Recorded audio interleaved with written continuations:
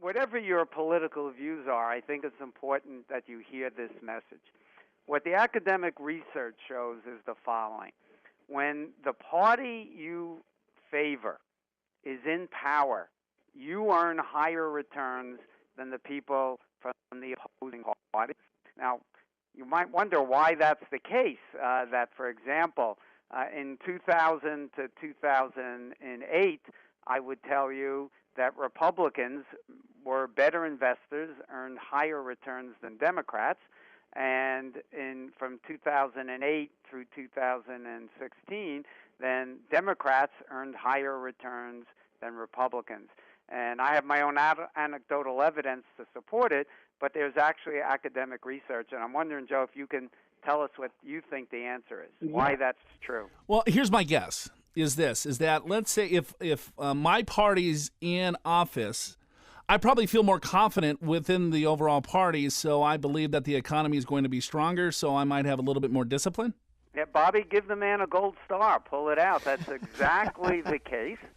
And for your listeners, I didn't prep him with that, so...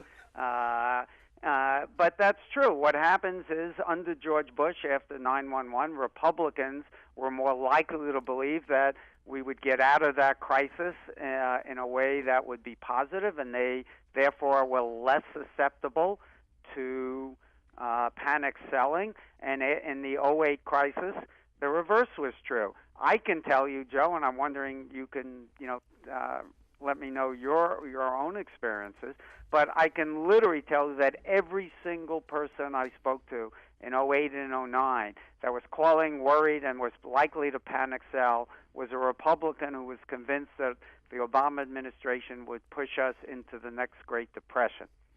Yeah, without a doubt. I mean, right before the election, it's like, okay, well, who gets elected? And more Republicans were, wanting to go into or do something different with their overall portfolio in case a Democrat was going to be elected into office. Absolutely. That's exactly what I saw, and I saw the reverse in 2000 to '02. So for your listeners, it's important to not let your political biases or your political views influence your decision.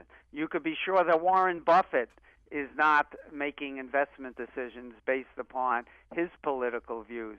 He didn't panic and sell in 2002 just because George Bush got elected and he was a Democrat. In fact, he was a big buyer. And he didn't let the election in '08 or '09 change his views.